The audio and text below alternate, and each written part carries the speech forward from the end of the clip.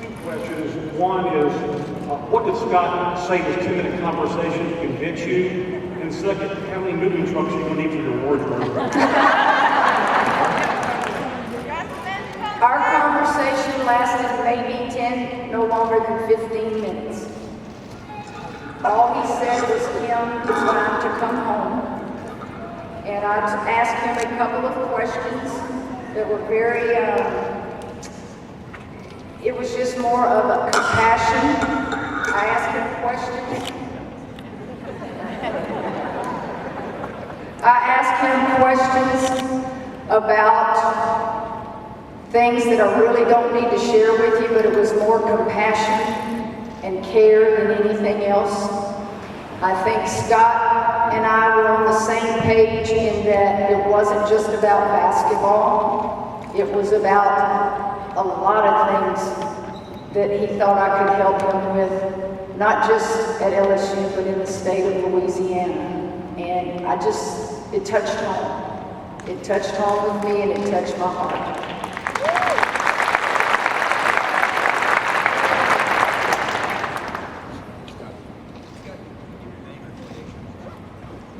Hey, Kevin, Scott Riley from the Advocate. Obviously, you knew a lot about LSU being from this part of the state, but your years coming to the games when Kramer was playing baseball, did that influence you at all? Did that plant any kind of seed to think that this could be a place where you might like to wind up? Well, Kramer's influence, Kramer came to LSU because he wanted to play for a national championship. And I didn't need to see the crowds at his game to know what LSU was about. You must remember, I watched Brad Davis catch that ball against Ole Miss. That's a Tangipahoa Parish guy. I watched Burt Jones quarterback. When you're from Louisiana, you just keep up with sports. So I have an amazing memory when it comes to the history of athletics. I could name you Dale Brown's 5 with Eaton Martin, Rudy Mack, and Jordy Hulbert, and the list goes on. You just know sports. I watched my butt get beat by Simone Augustus and fouls and all those kids, Tamika Johnson. I already knew how special a place it can be. And at those baseball games, never, ever did I think I would be at LSU, ever. But I am, and I'll say this, God works in mysterious ways.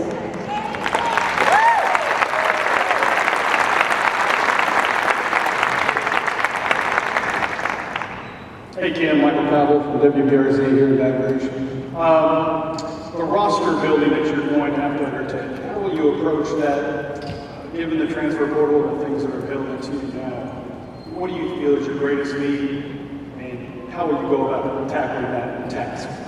Well, I don't think it's fair to ask me that today because I have not worked with these young ladies.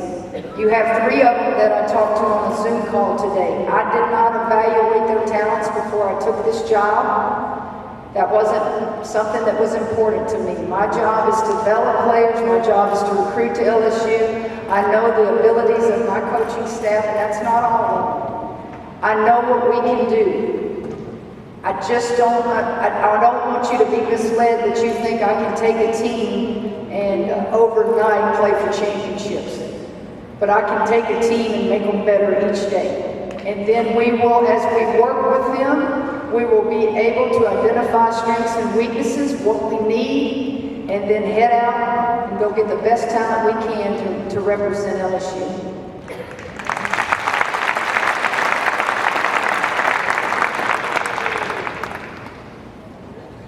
Chelsea Boucher with WBLA. Coach, you are a player's coach. What did you tell your girls at Baylor, and also what was that conversation like with your team here now in Baton Rouge?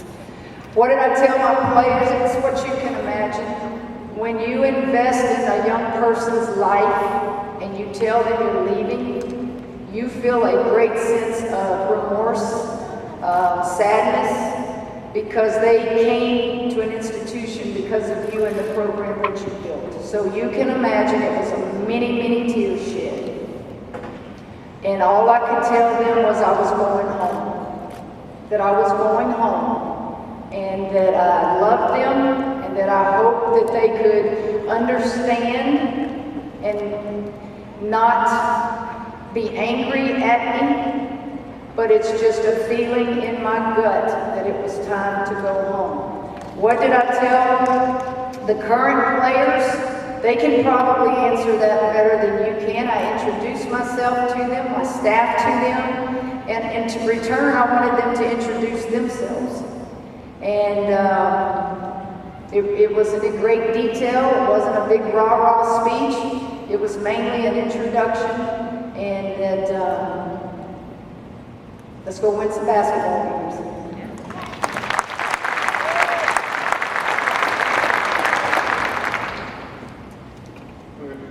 Head coach Jared Joseph of Fox 44 in Baton Rouge. You've spoken multiple times about having the championship coaching here at LSU. What is your first step to building this program towards that? Well, we can't. It's not going to happen overnight. I must repeat that over and over. I've got to go empty a closet. I got to go pack a house. I got to empty an office. We've got a lot of work to do there in order to get here.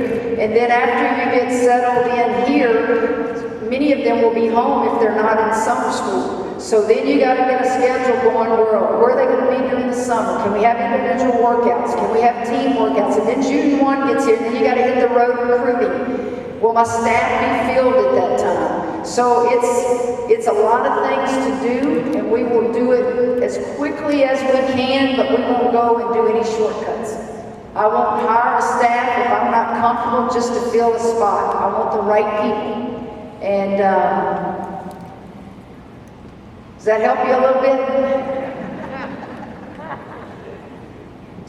Hey Coach, Doc Duce, WAFB-TV. LSU hiring somebody of your magnitude, what message do you think it sends to the country, not only about LSU athletics, but the institution and what direction it's heading at this point forward?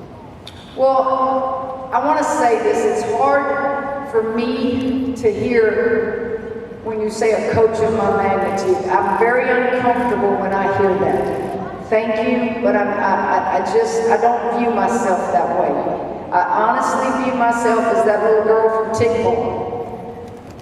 I came from humble beginnings.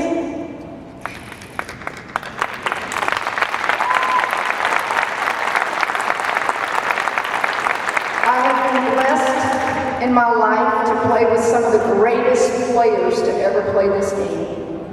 I have been coached by legends, Leon Barmore, Pat Summitt, the list goes on. I was never going to be a coach. My degree's in business administration. I was working on my master's degree at Louisiana Tech and received a postgraduate scholarship from the NCAA for graduating summa cum laude and all that stuff. I was going to be a CEO and fly all around the country. Dr. F.J. Taylor, then the president at Louisiana Tech, had different plans for me. As I was sitting in class, working on my master's, he sent campus police to the classroom. And naturally, you think that it's a bad, tragic situation. And the police said, when your class is over, Dr. Taylor would like to see you on the 16th floor of Wiley Tower. So I trucked up there. Actually, I ran up 16 flights of stairs. And he convinced me to help Leon Barmore, once Sanja Ho retired, to get into coaching. Now, I have to be honest with you, and these guys are going to feel that way just as I did as a player. I wanted no more Leon Barmore. I was tired of it. I'd already played for him for 4 years. I was moving on. I loved him, though. It was just time to say, The man wouldn't take no for an answer. So he knew more about what I needed to do in life at that age than I did. 36 years later, this is what I've been meant to do in life. I think the statement, if I could say this, how do you get a coach to leave an institution that has had so much success? I think that's what everybody's wondering.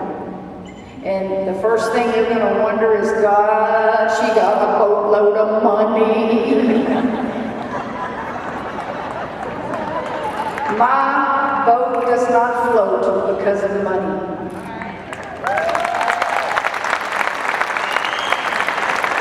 But let me also tell you, my very first paycheck as a coach, head coach, was for $125,000, and I thought I was the richest kid in the world.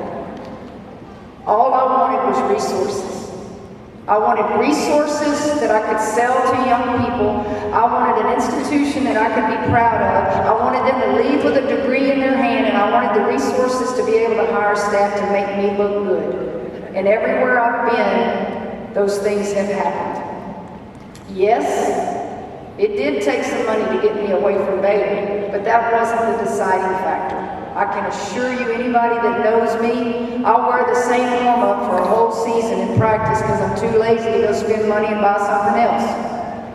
So I hope, Scott, that Nike contract that you renew, you can save some money on me. Give it to somebody that likes to wear Nike every day. I'll wear the same old stuff every day. Does that help answer your question a little bit? Go Tigers.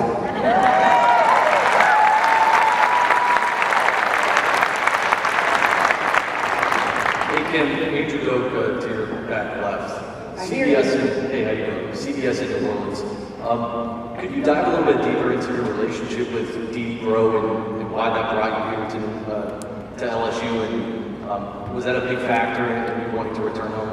Well, Dee Bro, I actually recognized her from afar through the years. And I asked Dee this today. Dee, who was your coach at Southeastern in Hammond? Which you all know that's where I'm from. And she told me, I said, yeah, that's what I'm talking about. So you knew who Dee Bro was. I watched her gymnastics teams on TV. I watched the crowds and how people loved her and loved the program. Did not really know Dee personally. But my God, in the last week, I feel like I've known her my whole life. Dee Bro talks my language. She talks my language. And I will certainly call on her and call Maneri and everybody else that comes across in my path at LSU for help. So help, oh yeah, I need help. I need help. I need help with fans. I need help with administrators. It takes everybody helping and pulling for each other. I'm one of these that Ed Ogeron may have to throw me off the field because I might go out there and run a tight end play across the middle when he's throwing to the receivers too much. I might go out there and tell Paul Maneri he's leaving that guy on the mound too long.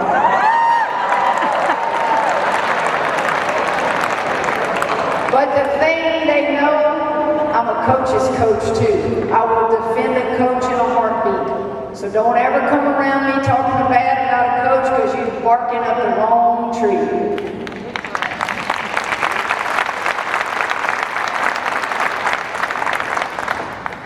Kim Alexander from the Advocate over here. Hey, just the timing of all this. When did you and LSU start talking to each other, and then when did you make the decision? Timing in everybody's life. The timing in your life is so important. If it doesn't feel right at that time in your life, you don't do it. If it feels right, you do it. And that's another part of why I'm here. It just felt right. The timing in my life, it felt right. Specifically to answer your question, an introduction phone call was made, let me think, last week, early in the week. An offer was made the latter part or the middle of the week, and then I mulled over it and contemplated over it until yesterday afternoon. And I thank Scott, Stephanie, Dee. I know they wanted an answer immediately. Guys, you can't give an answer like that immediately. And I wanted to cover all my bases at Baylor. I wanted to visit with my family. I wanted to visit with my team last week. And the decision was announced yesterday as right after I told my team at Baylor. I think the women's basketball team here also was told just about the same time.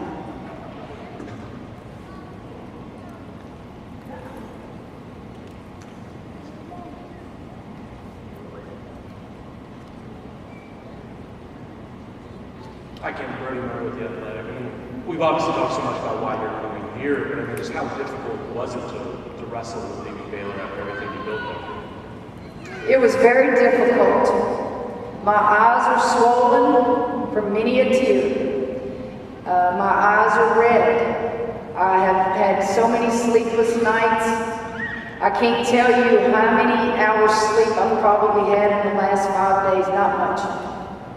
Because when your heart is invested in something so intensely and so passionately, it's hard to let go. But yet when your heart also says it's time to move on and accept your next challenge, and it's at home, it just kept weighing on me. It kept weighing on me. Something felt right here. And it just was icing on the cake that it was LSU. I would not have left Baylor for any other school except LSU.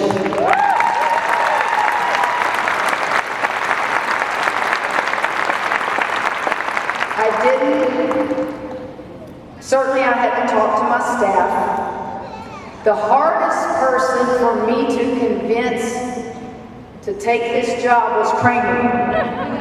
Y'all believe that, right? It took about 10 seconds, so I waited to call him last. After the offer was made, I made sure he was the last one I called.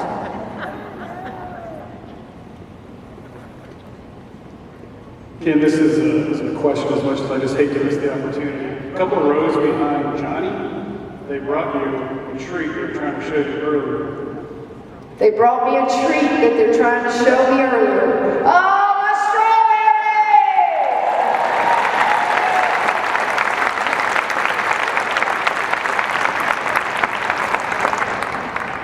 John Bell can identify with this. I think I've attended every festival along 51 there in Tangipahoa Parish. I'd always go to Ponchatoula for the Strawberry Festival. Then I'd go to Independence for the Little Italy Festival. Then I'd go to Abilene for the Oyster Festival. So I'd get every place on that 51. Ironically, I didn't come to Baton Rouge much when I grew up. But Lord, I have spent more money and time in Baton Rouge when Kramer was here. So those of you who I've paid a lot of money to eat, keep your doors open. I love to eat.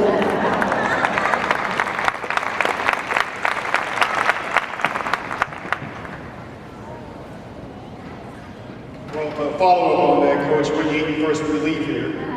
What'd you say? What are you eating first when you leave here? Well, I don't know. It depends on where they take me. But I can tell you this, and I told Scott this.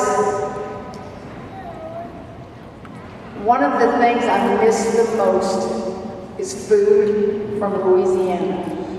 So I have these visions of on Monday, man, I'm going to get a muffalata. On Tuesday, I'm going to go get a po' boy. On Wednesday, I'm going to go get some crawfish. Do you understand? People don't think like that unless they grow up here. So to answer your question, probably someone will get me something and hand it to me in a bag, and I'll get on the plane, head back, and I'll eat whatever it is because it will be so good. Oh, they don't want me to forget about Idaho barbecue in Hammond now. You got it, Idaho barbecue, dressed with sauce. We good? As Coach Ed Orgeron will say,